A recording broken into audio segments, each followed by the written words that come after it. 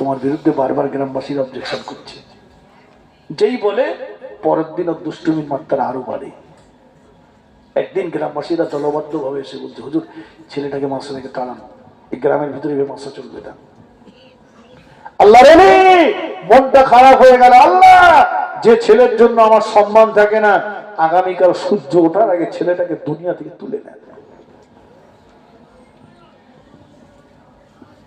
সন্তান কানা হোক, খোড়া হোক, অন্ধ হোক, বোবা হোক, মায়ের কাছে সোনার মানে। মাদ্রাসায় ছুটি হয়ে সবাই বাড়ি যায়, ও বাড়ি যায় না, রাস্তার ধারে বসে একটু কাঁদছে। সন্ধ্যা হয়ে গিয়েছে, ছেলেটা এখনো বাড়ি আসে না। জনম দুঃখিনী মা ঘরের থেকে বার হয়েছে। কচিরে, সোনার মানিক রে। ছেলে জবাব দিয়েছে, আম্মা জান সন্ধ্যা হয়ে গিয়েছে বাবা, এখনো কেন বাড়িতে আসলি না? ছেলে উত্তর দিল, আম্মা জান, ও আম্মা জান, আজকে দিনে আমি আর বাড়ি যাব না। কেন বাড়িতে আসবি না বাবা?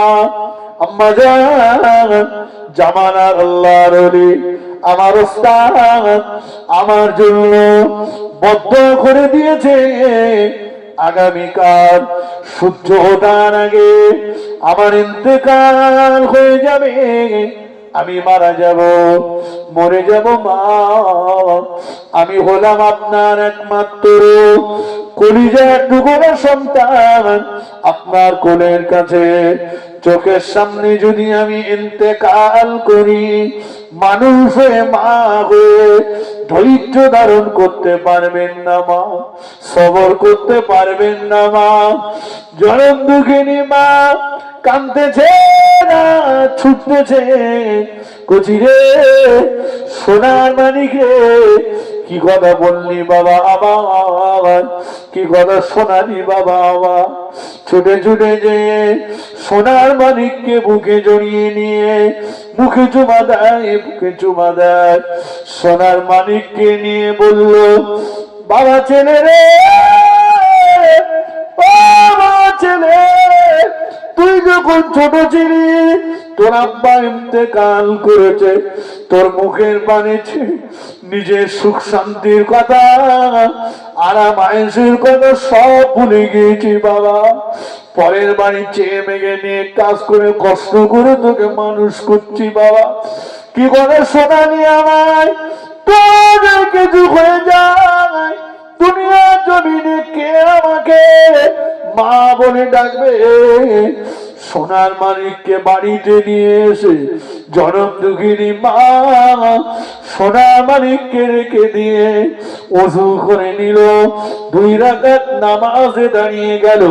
আমতাবুদাল্লাহ কান্নাকা তারাহু ইল্লাম তাকুন তারাহু ফাইন্নাহু ইয়ারাকা। আল্লাহ নবী বলেছেন, যখন তুমি নামাজে দাঁড়াবে তুমি এটাই মনে মনে করবে তুমি যেন রব্বুল আলামিন আল্লাহ পাককে দেখতে পাচ্ছ।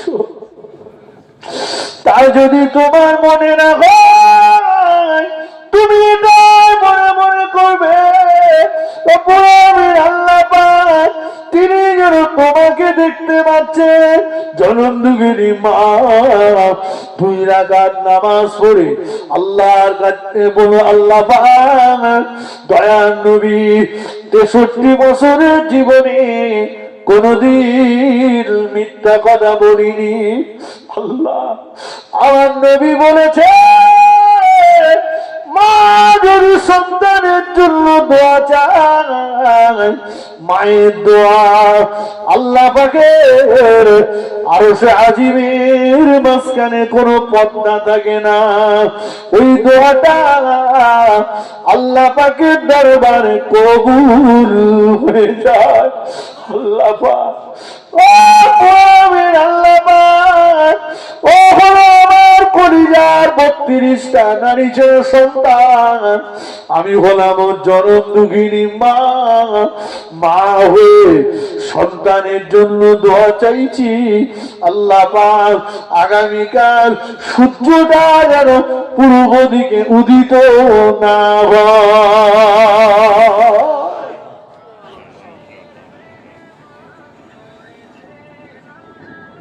যিনি পানির উপরে দাঁড়িয়ে 12 বছর করলেন, তিনি বললেন আল্লাহ সূর্য ওঠার আগে ছেলে মরে যাবে। আর মা বলেছে সূর্য যেন কথা বলে। ঘন্টার পর ঘন্টা চলে যাচ্ছে, মানুষ কতক্ষণ শুয়ে থাকবে, পিঠ ব্যথা করছে।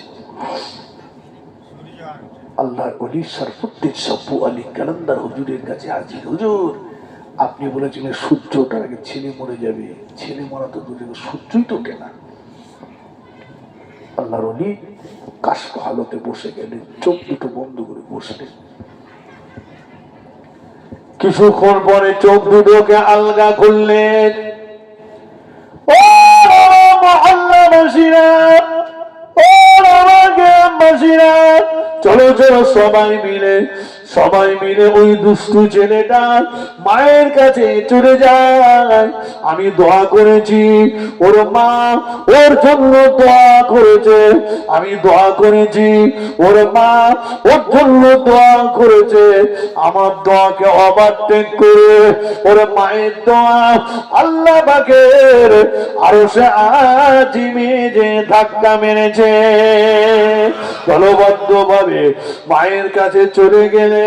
ও মা জনম দুঃখিনী মা, আমি আমার দোয়া আল্লাহ পাকের কাছে ফেরত চাইছি, আপনি দোয়া করুন সূর্য যেন পূর্ব দিক উদিত হয়ে যায়।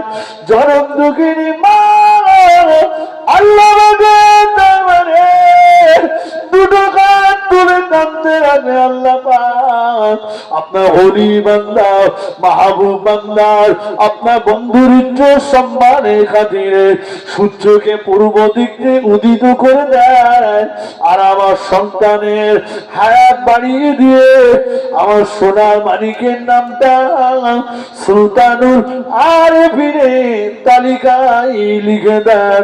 দেখতে পাওয়া গেল জনম দুঃখিনী মায়ের দোয়াটা আল্লাহ পাকের দরবারে কবুল হয়ে গেল। আস্তে আস্তে পূর্ব আকাশটা ফর্সা হতে লাগলো।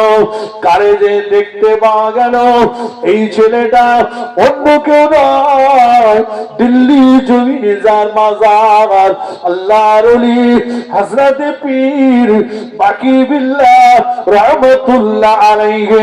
বলুন সুবহানাল্লাহ, আর একটু জোরে বলুন সুবহানাল্লাহ।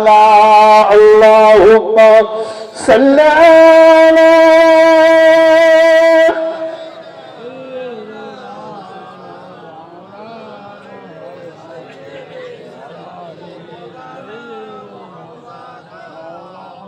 সকলে আসুন বিশ্ব নবীর সামনে একটু সালাম পড়িয়া নবী।